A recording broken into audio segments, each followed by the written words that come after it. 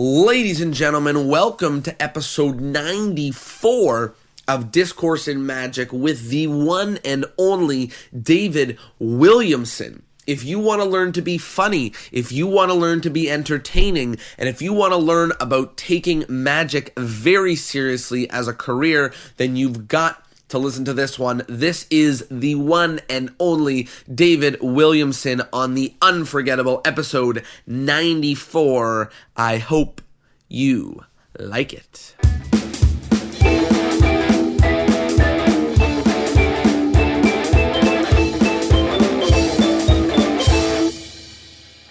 Hello, everybody, and welcome to Discourse in Magic. My name is Jonah. My name is Tyler. And we are here with a very special guest. My name is David. Someone I've been really excited to get. I'm a magiholic. We're here with, I think you know who it is. It's David Williamson. He is one of the most incredible entertainers and also sleight of hand artist. Someone who's checked. What do you mean one of the? What do you mean one of the? Who else are you including in it? Wait, I got to shuffle some more. Does that bother anybody while I do this? I'm also eating an apple at the same time. We're never going to ask a single question. So anyway, how are you? How are you doing today? I'm fine. That's good to hear. I'm already laughing so hard. We'll start at the beginning where we start with every episode, which is how did you get into magic? Wait, every episode? How many episodes have you done? This will be in the mid-90s when it really? Yeah. Oh my gosh. So when you ask this question of people, how'd you get into magic? What's the number one? What's everybody say? It's the same thing, magic. Yeah, so what do you ask? Why do you ask? That's my point. Like, some really good we get strange questions. ones. We just had somebody who got into magic because. Okay, what's the best one? Well, the recent one was really good, which is that he watched Harry Potter, and then when he got a magic set, he was all disappointed and stuff. The magic wasn't real. Oh wow! And then that sort of. Yeah, I bet it's changed in the age group. I saw a YouTube video. I mean, I got into magic before all that, before magic videos even, let alone online. Was it a magic set? Was it a dude? Was it a clown? Oh, creepy. What was it? I don't. It was all of those things kind of around the same time period. Mm-hmm. To be honest, it was a little reader. I remember in 3rd or 4th grade we had a little reader, and it had a simple story about Harry Houdini. And at the end, they taught the French drop. Oh wow! In the booklet, cool. And I practiced it. And my teacher, Mrs. Moore, said, "You're pretty good at that. Maybe you'll be a magician." And I could feel the neural pathway being burnt because that's the first in my little fresh brain, because nobody had ever pointed me at saying, "You'll be a," Right. Yeah. Somebody wants me. Somebody needs me. I'll do it. Yeah. Well, shortly after that, and I go, "Who books that?" This is my first. Yeah. But my first, and then shortly after that, Shepherd the Great, school assembly magician, came to Springfield Elementary in Xenia, Ohio, and Mrs. Moore goes, "Well, David's our little magician here. He'll help you carry your props back to the van." And she kind of pushed me, to be his little helper, and that was really cool because he spent time and showed me a few things and gave me his little brochure and let me carry his doves to his van with the top hat painted on it. I felt like I was in the club, So, and then I got a magic set and all that stuff. And at the back of Boy's Life, there was a article about colon. And my mom, when I was 13, dropped me off there, or 12, with a pup tent, just left me there in the field. It was the greatest weekend of my life. At the magic convention? Yeah. Yeah. Yeah, no, it was in the winter during harvest. Yeah. She said, "Go fend for yourself," and I ended up had to learn magic to survive. And I'm Amish now. Yeah. Have you been to? Have you been to Abbott's? No, I have not. Actually, that's a lie. The convention. No, I have not. Oh, okay, but you've been up there through Colon. Yeah, I've been in the area. Sooner or later, everything passes through Colon. That's what they say. but it's surrounded by it's in the middle of Amish country up there. Mm-hmm.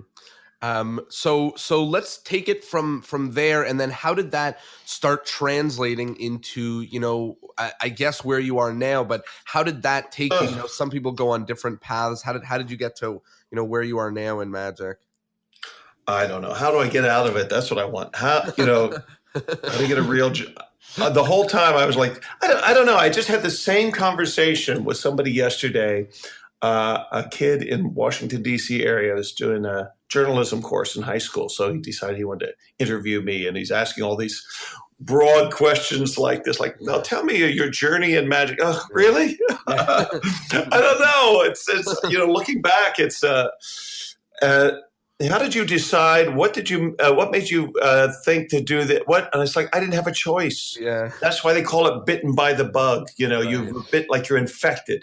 That's what it means. You're infected with this idea. I didn't have a choice. So it wasn't like I made these decisions like, well, I'm going to do this, and then my next step is this on the path to, whatever. So I'll it's who I was at that point. Yeah. It's just I was completely, absolutely consumed with it from an early age. And I remember when I was 10 years old, I turned to my mom and I said, I'm going to be a professional magician. So just leave me alone. Work on my brothers, and don't just leave me alone. And she did. And that's when shortly after that, she dropped me off. She used to put me on Greyhound buses to different magic conventions and festivals back in the 70s. She was just like this hippie mom, Who would do that today with a 14-year-old kid, And trusted the people at the other end, pick me up, take me in. So my dad would drive to Texas to see his brother every year, and it was around the time of the TAOM. So he'd drop me off as a teenager and pick me up 5 days later in Dallas or Houston or wherever it was. And so I've been completely consumed, and it was obviously before the internet, so you actually had to write letters and go seek people out and travel and to learn things, and that's what I did. So one of the things that I was hinting towards and talking about the journey is, how you got to being, such a great entertainer as well as a great sleight of hand artist. So did you? Well, that's all debatable. I mean, that's all on a curve. You asked my opinion of that. I disagree 100% with both those things. So, that's in the eye of the beholder. But I think I occupy a very narrow bandwidth of all, the art of magic. And I know a few things about a few things, and that's about it. But it turns out that's enough to keep a career going. For sure. When did you know that you liked being on stage? Because the search for loving how magic tricks work and the search for loving the stage are almost different things. Right. Yeah. Well, the books that I influenced me early on, like one was Amateur Magician's Handbook, and that was a big book for me because he spoke to me. Because he gave his background. It was so important in the introduction. He was talking about when he was a young man, when he was in his early teens, his mom drove him. He lived in Iowa. His mom drove him, I think it was Marshall, Iowa, where the retired T. Nelson Down lived.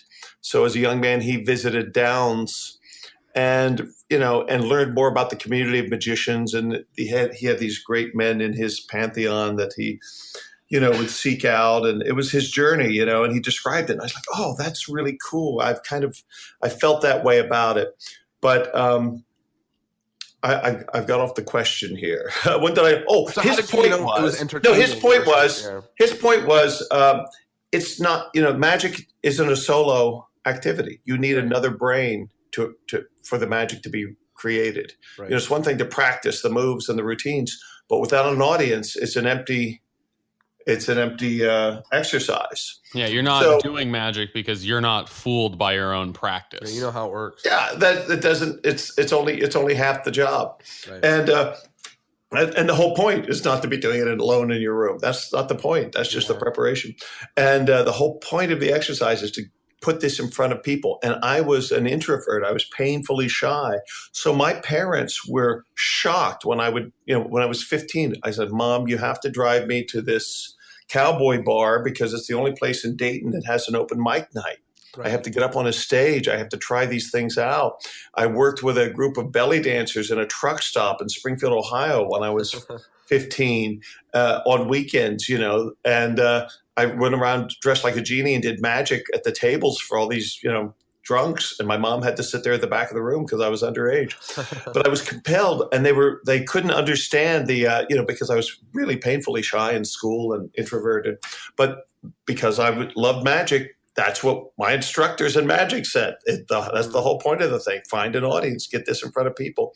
So I was compelled to do that. So I was very awkward at first. It took me a long time to get comfortable. And over time I did. That very much so shines through when I see you on stage as a performer, like the level of confidence that, you carry. Like you do command a lot of attention on stage, but more sort of the control that I see you have. It seems chaotic, but there's a lot of audience engagement, and you feed off of your audience members. So what? Go ahead. Basically, I wanted to know what your take on audience management is, and what tools you use, and sort of how you got to where you are. See, that's a question to put to organized thinkers. I'm not one of those people. I have no idea. I haven't really self-examined too much, but I have talked about this a little bit. And I don't know how to talk about it, but a few things. Like my style is very organic, and it's I'll go with whatever happens, because I still don't even think I have an act. I don't have an act. It's just attention seeking. That's what it is. It's like 20 minutes of attention seeking, and that's basically my format, or my thought process. Get the attention, keep attention. If somebody looks at their watch, it kills me. You know what I mean? And it's like I hate that, and I don't want that to ever happen. So that's what drives me to make sure that kind of stuff doesn't happen. The other thing is, when I started doing, there were two paths. As I started getting into the profession, I perceived two paths, rather. One was like the comedy club, like Matt King and Finney and those guys. And that's the short road to fame and fortune, but it's a hard road. It's a lot of comedy clubs and crappy condos and no money and just grinding it out. But that's where you get noticed for the big, fame and fortune. The other road was the corporate route that my friends Paul Gertner and others were you could have a life. You're not going to be super rich. You're not going to be famous. So if you want to be rich and famous, that's not the path. But if you want to have a career in magic and sleep in your own bed once in a while and be in bed by 9 or 10, regular income. Have a normal life and actually have a family. So I took that path. And in that path, I realized the difference. It's not about me. It was about my job was to make the person that hired me, the meeting planner or the division vice president or whatever, look like a star. That was my job. Right. My job was not to focus attention on me and me be the star. My job was to make sure everybody had a great time and I got hired again. That's my job, because it's a career. And so that's when I figured out, it's not about me. It's about the audience. It's about my client wants his audience to have a great time, and these people all know each other. It's not like an audience at a comedy club. People don't know each other. At a corporate event, most people either know each other or in the same business. They're in the same tribe, So if you get Bill up from accounting and make fun of him, everybody's going to laugh at the slightest little thing. And so, it's about them. So my whole show became about them. I don't do any tricks that's just me solo, single on the stage. I don't have one. I don't even do that. I don't have a monologue or anything like that, or a joke. It's like my first thing is grab somebody by the shirt collar, yank them up on stage, and start having fun. It's playtime, because I want that person to be the star. At the end of it, I want whatever they did and whatever I could evoke from them or provoke out of them, to be the thing. And that's the show. That's the show. That's where it comes from. And it's kind of low-hanging fruit, because it's not hard to do, but you have to be able to give yourself permission to do that. And that's what I did early on. I gave myself permission to, I don't care what anybody thinks. And there was a point when I hit the age of 30 that things changed. And what happened when I was 30 is my son was born and my father died in that same time frame. Mm-hmm. And it was a real reality check for me. First of all, when you have a child, you realize, oh, wait, the world stopped revolving around me and now it revolves around somebody else. And that's a very humbling thing.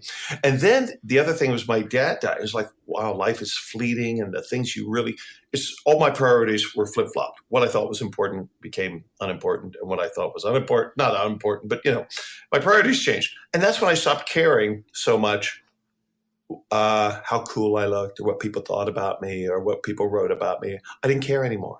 And I gave myself permission, the freedom to make the time I do have on stage to mean something to the audience and to me. And it took a little deeper dive. Let's not just turn this guy on stage into a prop. Let's evoke some humanity here and have a shared moment that every human in the room can recognize as truth and a real moment, whether it's a goofy card trick or it doesn't matter what's happening.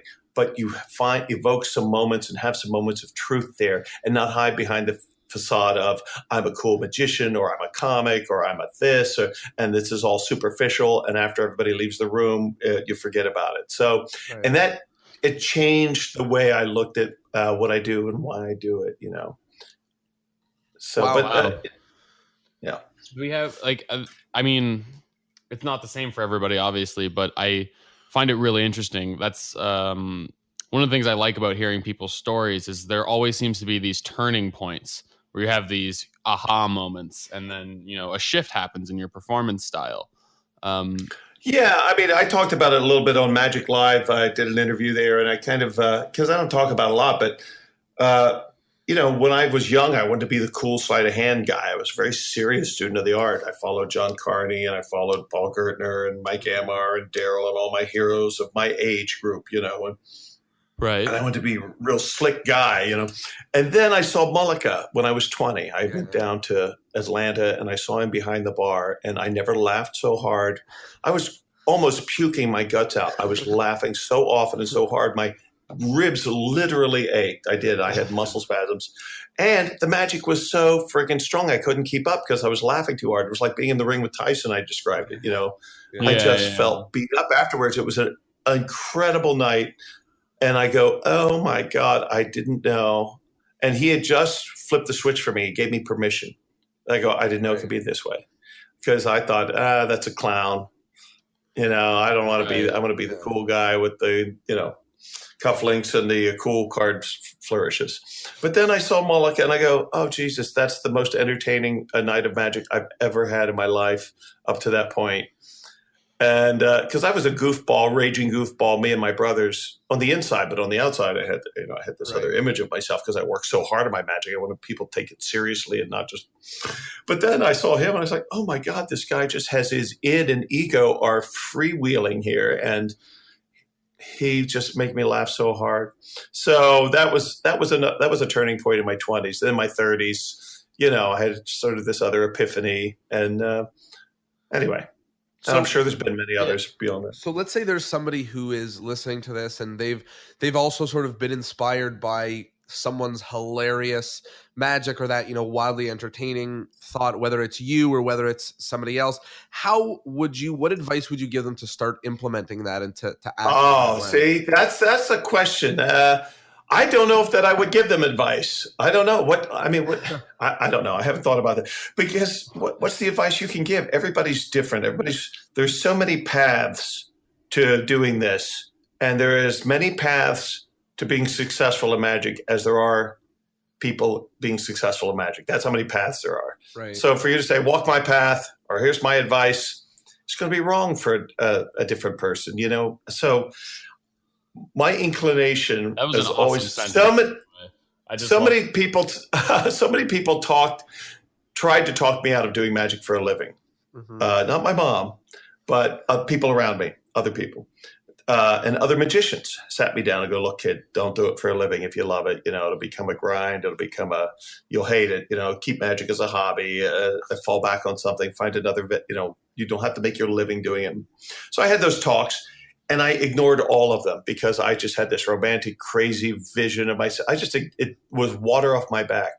So when people do ask me for advice, I do the same thing. I do the same favor for them that these guys did for me. I try to talk them out of it because those who listen to me maybe don't have the fortitude that it required to keep going when times get tough. Sure. I don't have a choice, and I still feel the same way I did when I was 10. I was like, I have no other choice in life. I'm not going to learn something else. I don't want to. This is it. This is it for me, no matter what. Come hell or high water. It's just I was bitten by the bug. I'm infected. I'm a magic zombie. Right. I'm just going to keep going until somebody shoots me in the head. But not everybody feels that way. Some people have questions and they have second thoughts, and maybe they should honor those. that voice in their head saying, this might not be for you. And it might not be. And that's not bad. And I always tell this tale of one of the greatest sleight of hand guys I ever met was a young guy. I was probably in my 30s, and he was in his late teens at that point. And he was a prodigy. He was definitely one of the most talented people I've seen. He was winning a few competitions, and he just had great hands. But he said, my dad wants me to join the family business, and he hates this magic stuff, and he wants me to finish school and go to college and join the family business. And I want to be a magician like you. I want to be a professional. I love it. What do I do? He's asking me. And I said, listen to your dad. And years later, fast forward to today, he now runs a multi-million-dollar equipment corporation. He hires me for the trade shows for their company to this day. He's still got great chops. He loves magic. He's always got a pack of cards in his pocket, but he travels all over the world and has a beautiful wife and a wonderful family. And he's still one of the most talented sleight of hand guys I've ever met. And he thanks me. He goes, to this day, he says, that was good advice. That's awesome. And, it's interesting that the advice isn't to necessarily do it. It's to give the voice in your head a shot. And maybe some people, the voice in their head is saying, like, I have to try this magic thing, and maybe some people, the voice in their head is saying, maybe you're not going to like a career in standing on stage forever. And also, it's unfortunate we don't have the alternate timeline to figure out the one where he did choose. Exactly. That's right. Yeah, that's right. Maybe he would have pursued it and fallen out of love with magic because the business side that's it. Take it away, right? Yeah, it becomes a grind. I've had my moments. I mean, I've been doing this a long time, and in my 40s, I came home one day when I was before the market crash. I was doing corporate magic for 25 years and stayed very busy in that. And I came home and I put my case down, and I was like, ugh. I just looked at it. I didn't want to pick it up again and leave. I was just burnt out, to be honest, burnt out. And I was having my midlife crisis, I guess. I told my wife, I said, I need to find something else to keep me, my mind occupied. I'm not interested in magic at all at this point. It's become the job. And I said, you know what? Our yard looks like shit. I'm very interested in gardening. So I'm going to get the books. And I got the Erdnase of gardening, this flora and fauna of North America, whatever it is. I've written in 1903. I don't know. But I bought these. And I bought the gear and I bought the thing and I watched the videos and I was out there, and about week 2 into my yard being torn up and it's hot and I'm sweating and I got dirt under my fingernails and I'm on my hands and knees with all these plants I bought. And it's like somebody pulled the shroud off my head. I went, what the hell am I doing? I hate this. I don't like having dirty hands. What the hell? And shortly after that, I told my wife, I said, I found a new hobby. She's like, what? And I said, card magic. I started rereading all my card books. I started from scratch. I started rereading all the books and practicing, the basics again and stuff. And I haven't looked. I got my second wind, and that's all it needed. And the thing it was all the new young guys in magic, just completely. I kind of dipped my toe back in the magic world and looked around and went, what the hell is happening? It's amazing. Yeah. What is happening in magic? And it just gave me such and it was coincided with the internet, and being able to see what people were doing, and 12-year-olds going, hey, here's my DPS. And I go, who calls it a DPS? Yeah. These 12-year-olds are actually, and it was like, oh my God, this is fantastic. And so, yeah. That's awesome. And, a lot of people have that, we get zapped back into magic multiple times, there's things, a lot of people almost fall out of love with him. I love the image of you on your hands and knees, fixing your garden and going, what am I doing here? Like, what the hell? Hire somebody for this. I want to do card tricks. And I'm sure that definitely resonates with people at home. And it's all situational. When I was working in corporate, the corporate world, I had, my material reflected that, and my interest in magic reflected that. And then it's the opportunities came, and then the market crashed. I worked at cruise ships, and I was on Disney, big family audiences. 2,500 seat theaters with families. And what am I going to do? My little corporate show is not going to make it here. That was exactly what I was going to ask you. I had to start over again and research, and instead of being over near the milled coins and the cool leather slim wallets at the magic convention dealer's room, I'm over here by the breakaway wands and the props that I knew the kids on the ship would love. And it just rekindled love of magic again. And I got very excited for that 7 years I was on the Disney Cruise Line. I was coming up with new stuff and having a blast doing these big, fun shows for families, and trying to create tricks that were appropriate for that audience. And then and now I'm in this circus show, and I'm doing very little magic at all.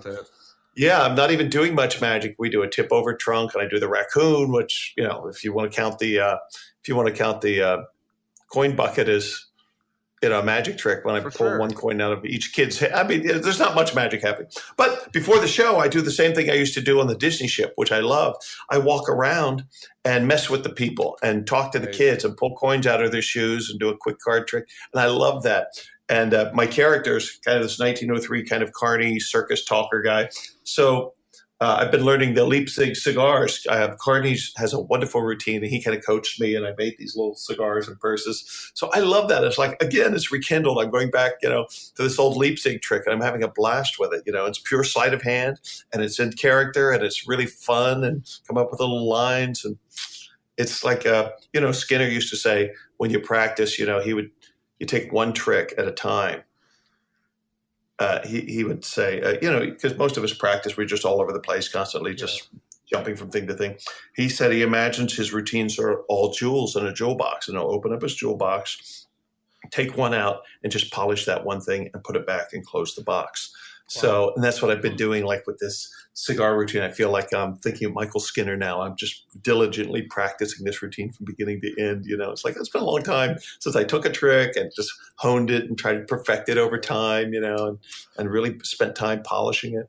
And it's great to have that love rekindled by, whatever it may be, whether it's, an awakening that you don't like gardening and you like magic, or it's, an opportunity that you get dropped into an entirely different audience format and you have to, reawaken a whole different style. And, one of the things that I joke about, I actually use your name to joke about it, is when we talk about helping magicians, design magic for their audience, it's almost like, you're the guy that I feel like I could blindfold you, take off your blindfold and show you the audience, and you'd look and you go, yeah, they're good. It could be kids, it could be adults, it could be dogs, it could be, and you'd be like, yeah, that's fine. I can do that.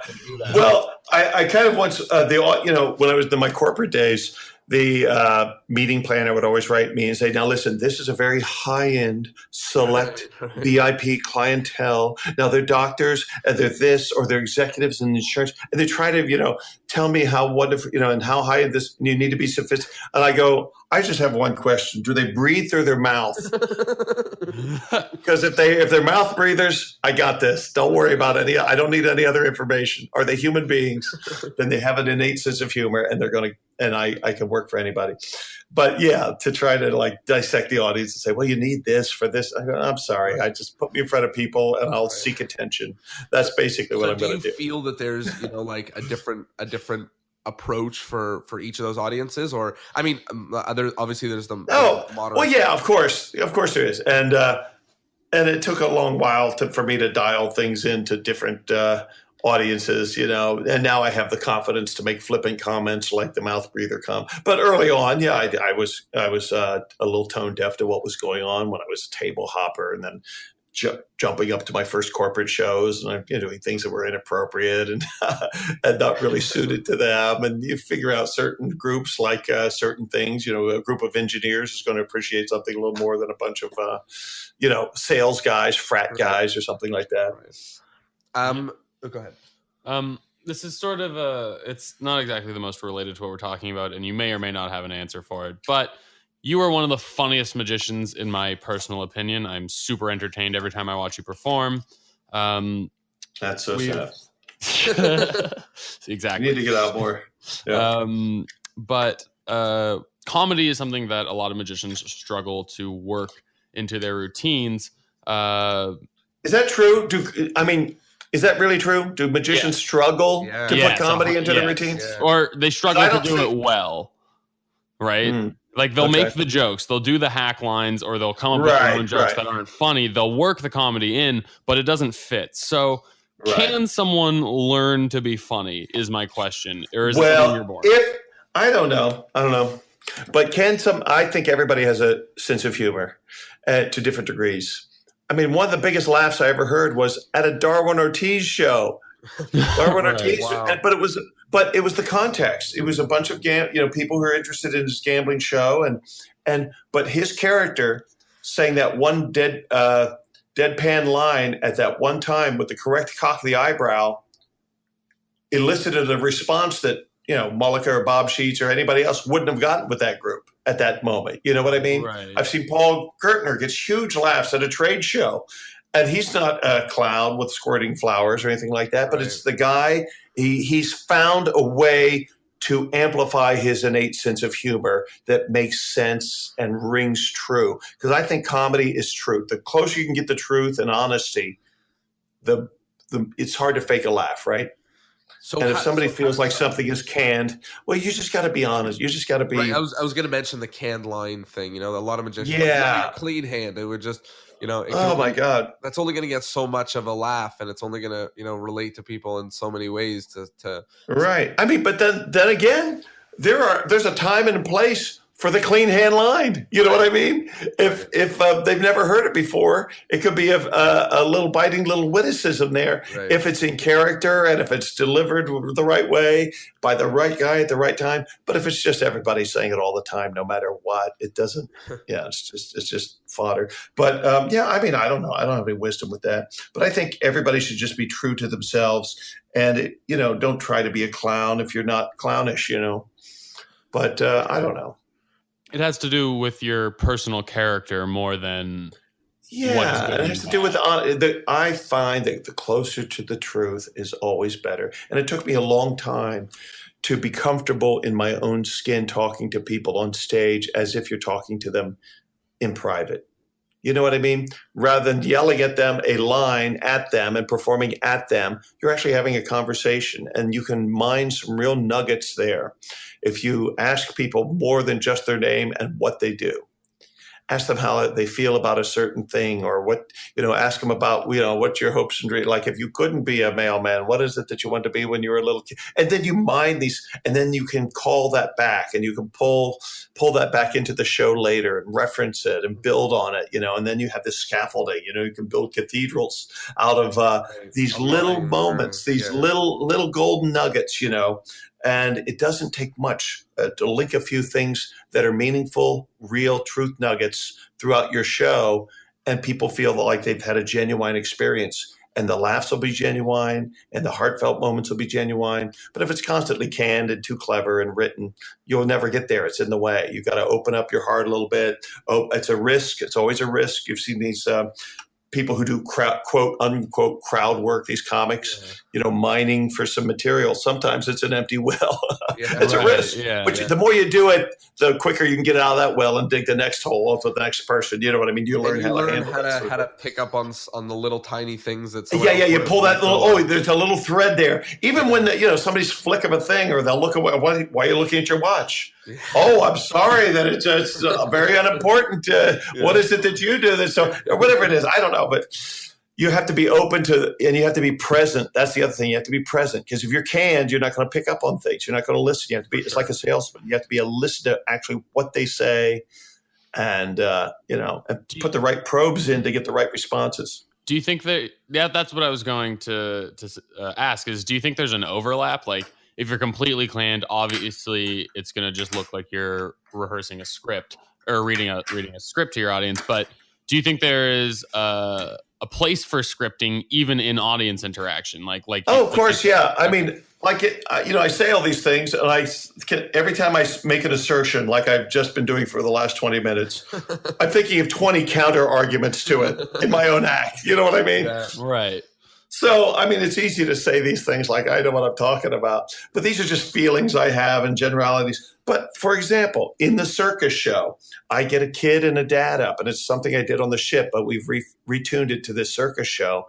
And I'm going to, it's a whole pie in the face routine where it's a clown, we need some clowns. Our circus doesn't have any clowns. You two look like and I put hats on them, and I give the kid a pie, and it's a whole thing, pick your nose. And it's this funny routine, but it's only funny because I'm going at it machine gun and rolling over everything they do and yelling and barking. And I'm just being this, almost bullying them through this routine where finally there's this miscommunication and the kid hits his dad in the face with a pie, but it turns out it was a double cross. He shouldn't have done it. And that we find that out later. And it's a whole, and there's not a lot of room there for me to slow down and get to know them and interact.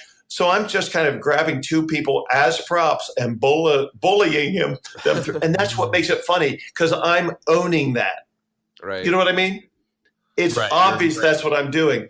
And here's the best showbiz advice I've ever gotten. And when it comes to comedy or anything, and it was from an unlikely source. I have a friend, Dan Satchoff, who's a great comedian and actor. And we put a show together called The Waiter Show, where we would go out to corporate events and pretend we were the waiters. I was the maitre d', and he's the it was almost like a Faulty Towers kind of relationship. I was the mean maitre d', the big guy and then he with the tuxedo, and he's the little guy in the red jacket who's foreign, who's new and smoking and putting Windex on, just eating food and not, just doing all the crazy straight man. I had a straight man. And so anyway, we rehearsed this act we did it at the castle. We did it at corporate events, did it all over the place. And we were working on it. Max said, hey, why don't you do a week in my room in Vegas? Because I'm taking a week off and you guys want to do your waiter show there. And I go, yeah, that'd be great. Because every day different people came. Kornhauser came, and because we were in the afternoon. So all these acts, Charlie Fry, all these friends would come to see the show.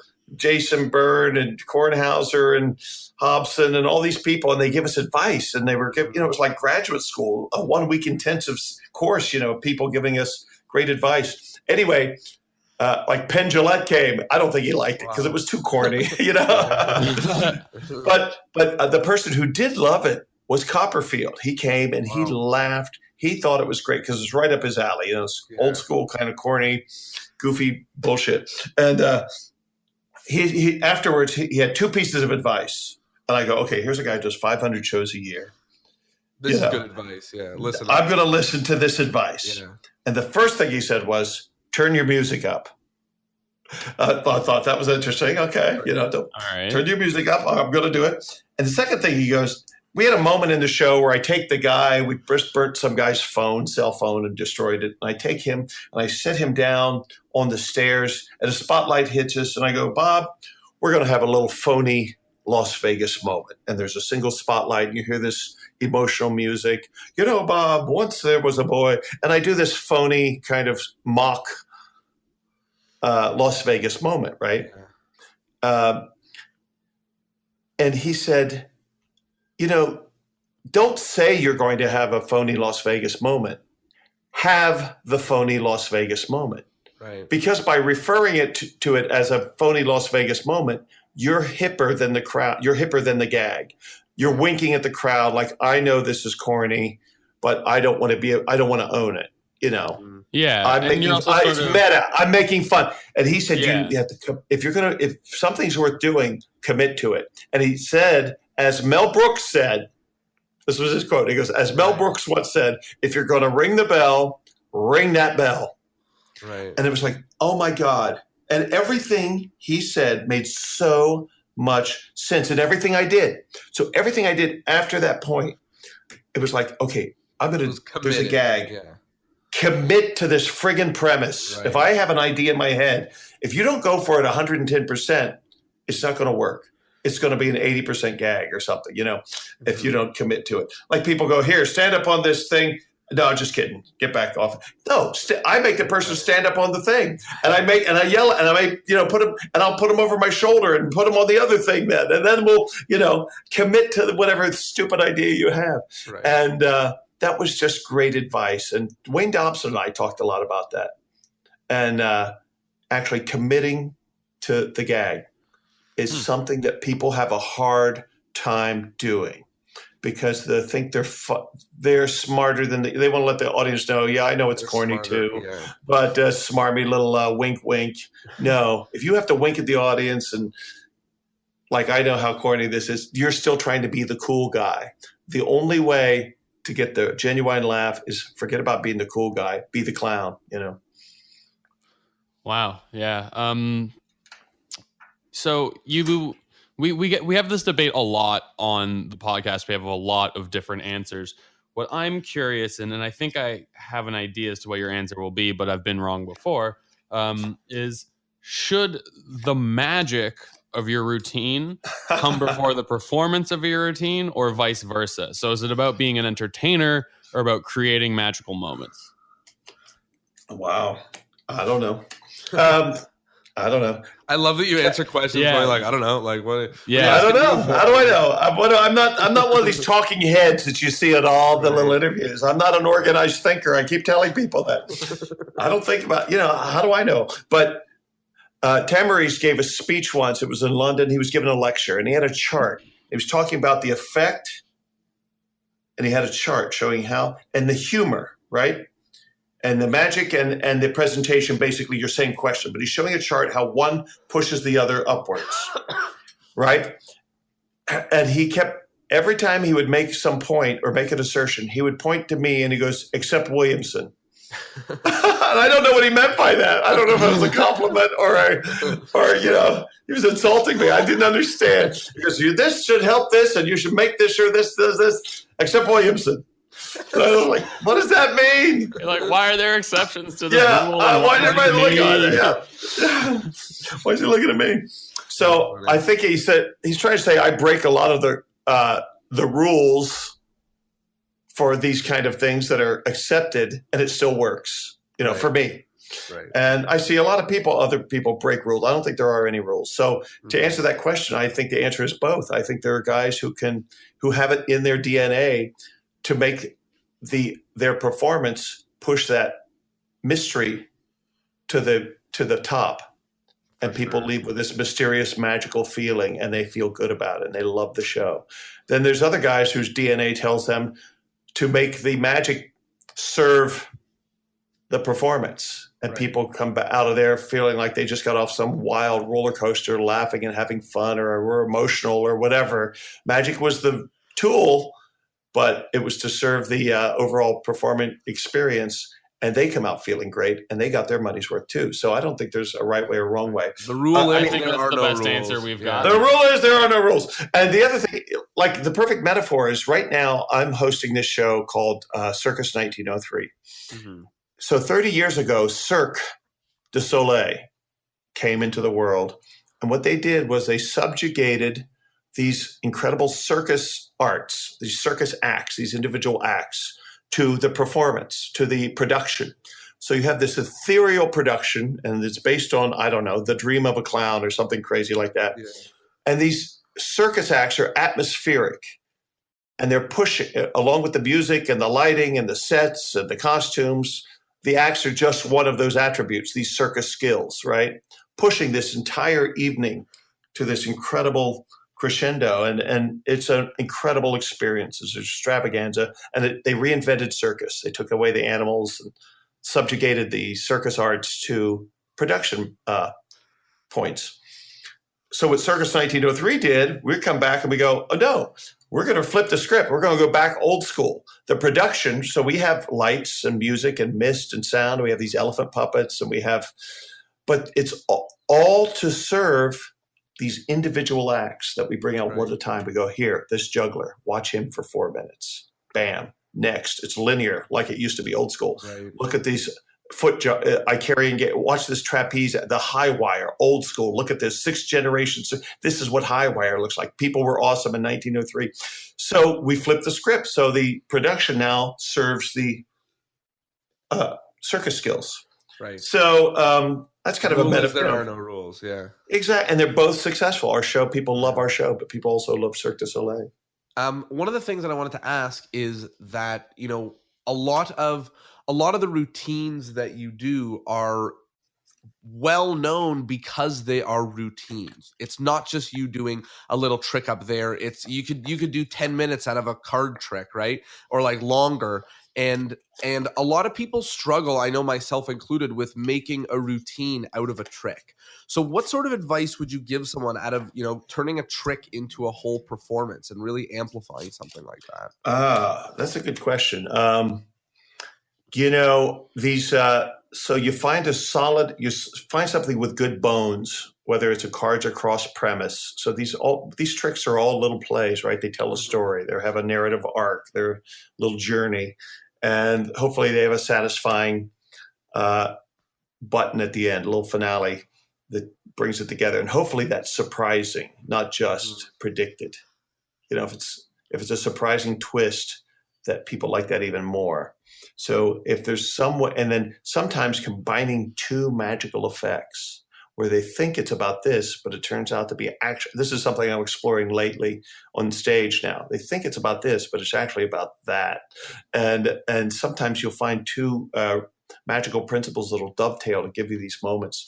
But yeah, that's a good question. I don't know. It's all about serving. Again, the magic needs to serve the performance. Why are you doing this? What's your reason? Why should anybody care? And that's what Goshman said to me when I was a teenager. He said, "What's the emotional hook?" Right. He would just always ask that. I'd show him a trick. He goes, "Why should people care? What's the emotional hook? What's the emotional hook? Why should they care?" What do you mean by that? What's the emotional hook? Why should people care? What tugs at another human being? People don't care if I pick a card and find it, but people care if I test their memory and make it about them. What's your mom's name? What's your dog's name? Who's your first dog? Right. Okay, now hold your hand up. Hold this card. Now here's the thing. You're going to forget everything. You're going to forget today. Yeah, and now it's about them, and you've touched some emotion.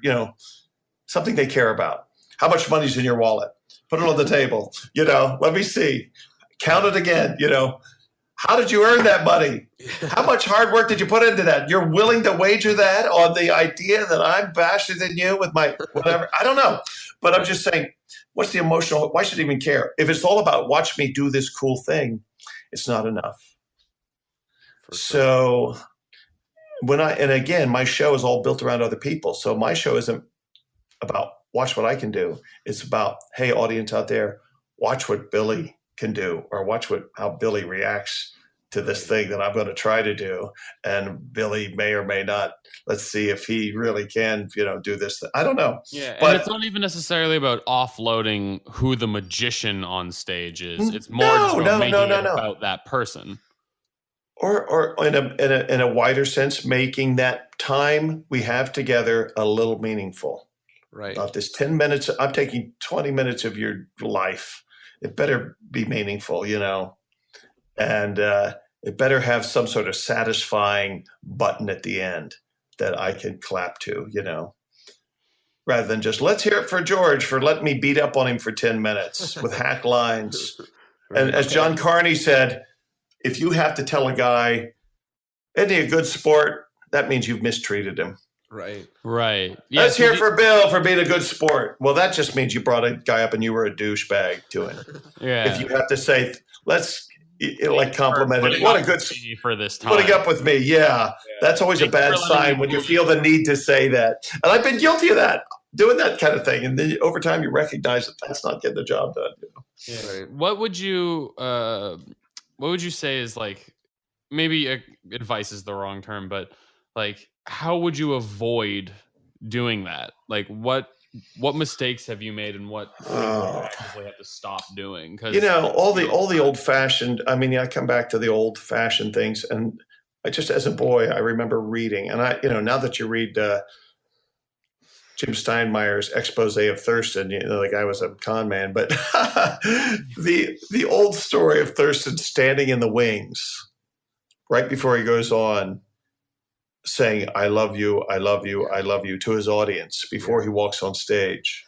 Mm-hmm. That resonated with me. And it was like, okay, if you go out there and they're your enemy and you fear them, boy, it's not going to go well. But, and the other, and I didn't do it for years. Treat guests on stage as if they were a guest in your home, and things like that. It's like if you can raise up the level of a person, and especially a child. I've learned this on Disney too. There was a time I used kids just as props and get a laugh and get them off stage. Yeah. But if you can raise their self-esteem, and everybody will recognize that. If you make it what you did for clear that kid, the audience is clapping for them and laughing for them, not at them. Exactly, and that goes for adults too. And so I think a little kindness. I think in the second half of my career, I kind of discovered that even when I'm being mean, people recognize it's done. There's a lot of kindness and love there and respect and all that. Yeah. But so the meanness comes off as funny. It's like I can tell he doesn't even mean that, and the meaner I get to the people, the more they realize it's done with affection. But you have to get to that point where you can show them that that's the way it is through your entire demeanor throughout your entire, performance. Yeah. What would you say is some good advice for putting a bow on things? Like you said, you like to have a nice little button at the end of a performance you can press. That's my biggest issue right now is almost all of my acts end with me thanking the audience and walking away to my own name. Right. So that's not bad. Well, I guess, yeah. It's not horrible, but I would like, I'm always more taken back when someone's like ends with an anecdote and it makes sense and it's obvious that the routine is over. Yeah, if you set up the context early and then you can call back to some preamble at the end, so it feels like you come full circle. Okay, and just finding the card wasn't the end. Finding the card was a neat moment, but the end was when you said, and that Betty, and that's why I don't like dentists. Right, whatever it is, whatever however you set it up, or here's your money back. I'm out of here. I quit. You win. I'm out of magic, or whatever it is. It's like, but you call back to something that you kind of set up earlier.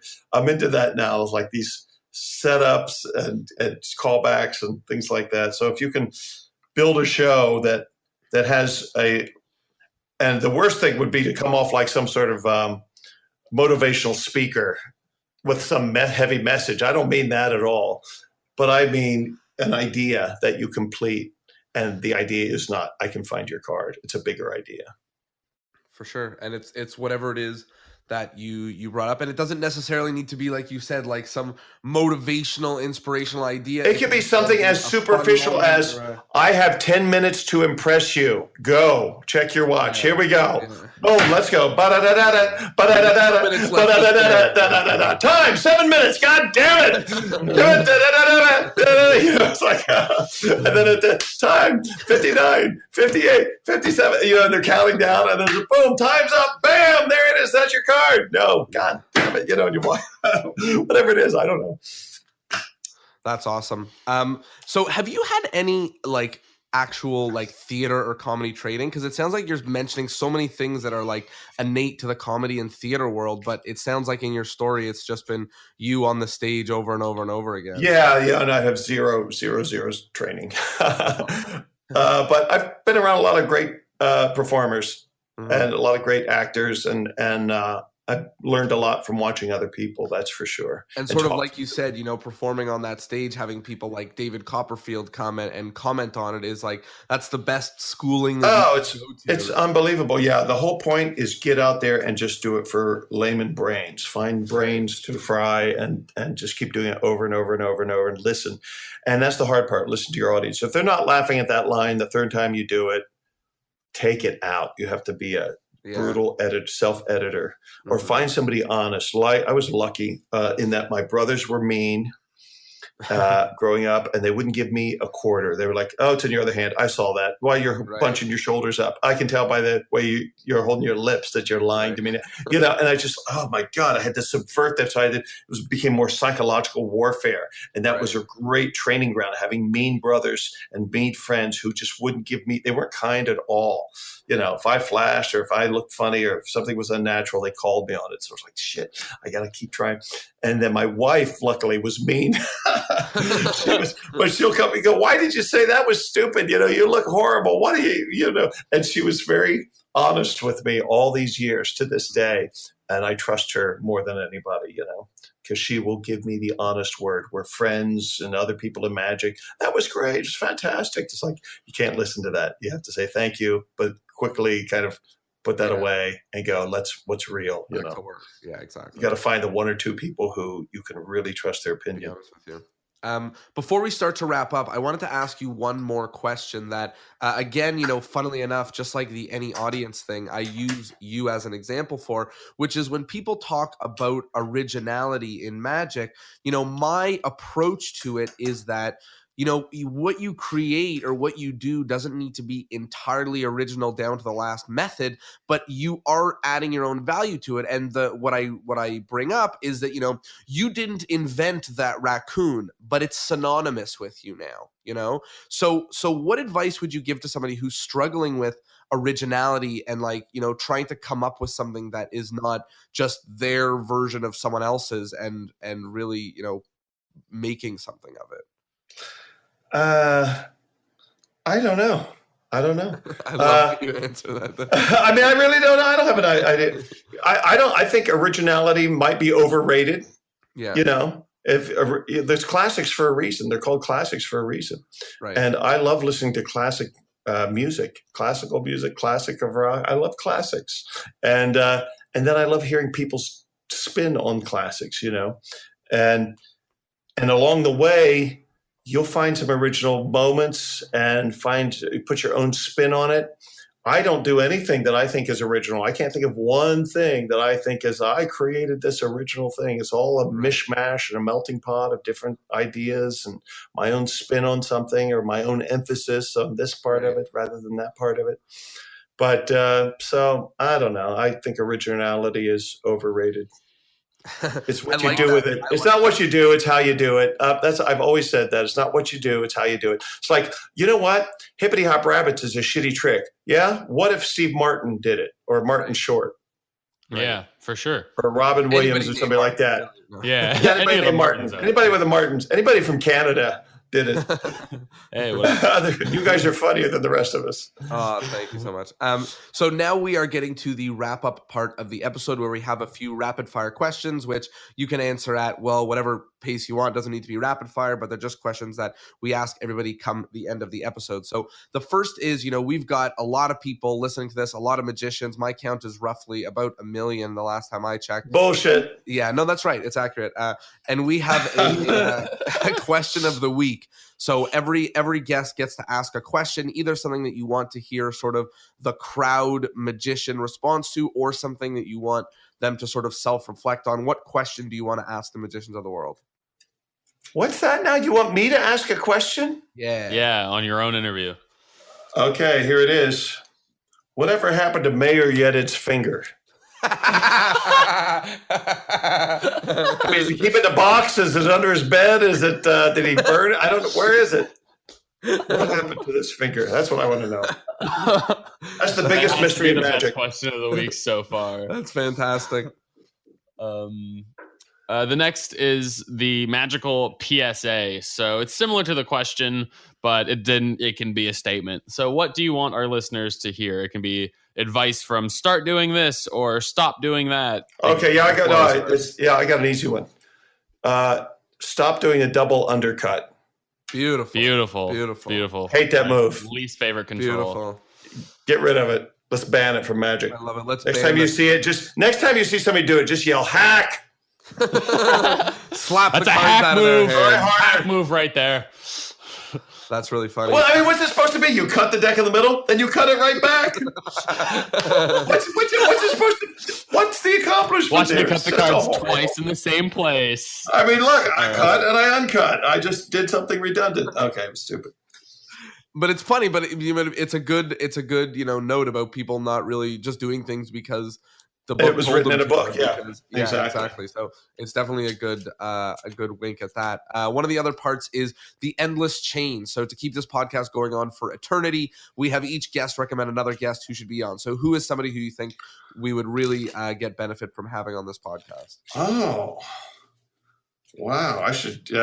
That's a really good question. Oh, thank you. Came up with it myself. Yeah, I don't know. Let's think. You probably had all the people I would already name. We'll name a few, and whoever we haven't will be there. Okay. Let's see. There's a wonderful guy. Oh, go ahead. Sorry. So in England, there's a guy named Chris Power. Do you know him? Nope. Sleight of hand man. He used to sit with Fred Robinson and the all the old school guys at the Marlborough Arms pub outside the Magic Circle as a young man, and he's just a wonderful I call him the high priest of the laid back style. He and Johnny Johnson, JJ, put together a little zine years ago in England called Opus, and it chronicled during the 80s and 90s all the goings on in close up magic in Europe, because they would every year they'd jump in a caravan and drive all over Europe, and they were meet all the great magicians of the day at all the European conventions and FISM. They were always there. He's a very knowledgeable guy, but he's just got such a great take on magic. When he performs, it's slow, it's methodical, it's an unbelievable sleight of hand. And he's just so laid back. He's like a Zen master of magic. And he's just got great hindsight and opinions. He's known all the greats. And it's a little bit of a European and UK perspective on it. So he'd be a great interview. Chris Power, I highly recommend him. Awesome. And if you like, I'll send you his email. That'd Absolutely. be incredible. Thank you so The much. other one is Richard McDougall. Let's just stick with England. Richard McDougall is a fantastic magician and performer and very thoughtful guy. And he does a lot of interesting things in magic. And he's been around for years. And the last one would be Noel Britton, who created the Comedy Walk in Bath, England.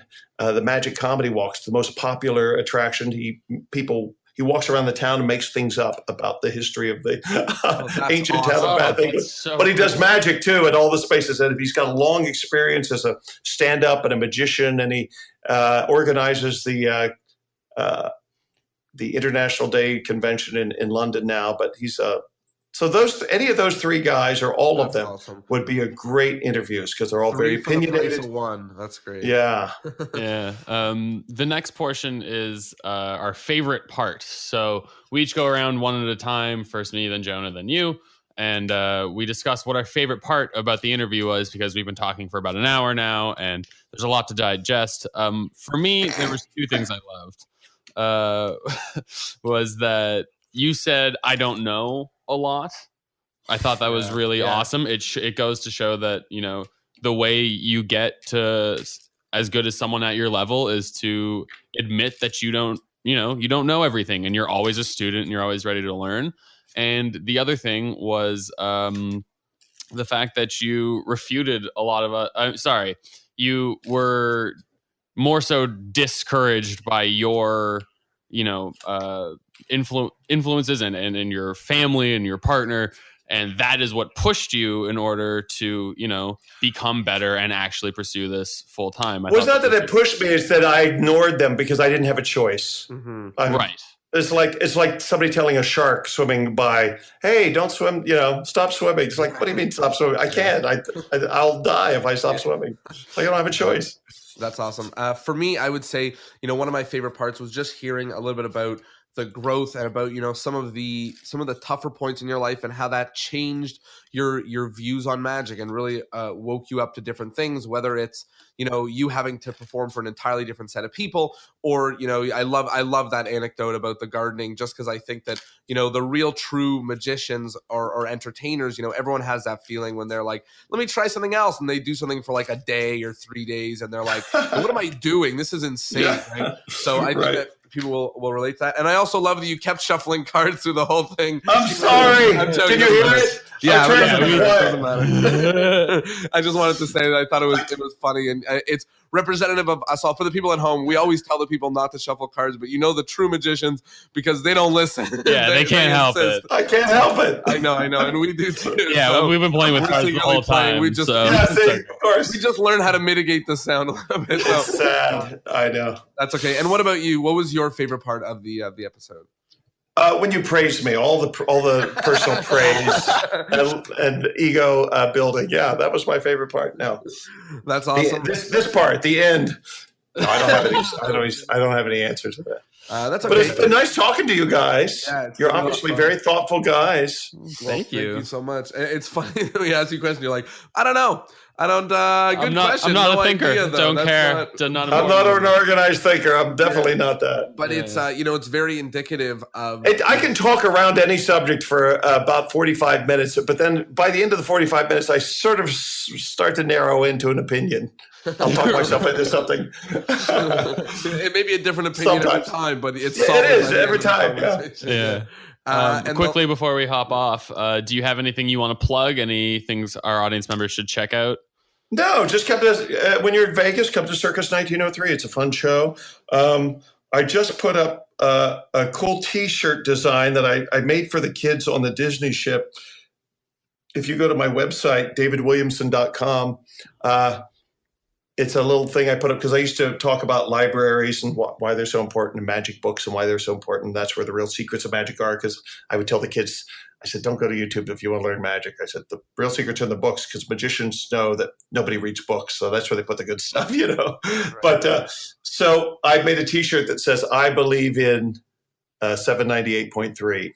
And you can see that on my website if you want to order it. What's the 793.8 or 798? That's the 798.3. It's the Dewey Decimal System in the library, and at least the American International Library System for the magic books. That's the code. I didn't know that was what it's for magic books. That's awesome.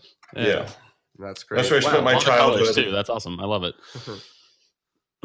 Well, did you go there already? Yeah, I'm on the page. We got cell phones. We're you're all set. Okay. I think I also have some Rocky Raccoon ones there too. With that, I'll just give you a big, huge thank you. So thank you so much for joining us on the episode. And of course, a big, huge thank you to the people at home for joining us. It means the world that you guys would give us your ears for an hour. So with that, a big, huge thanks. And we will see you all next Thursday. Take care.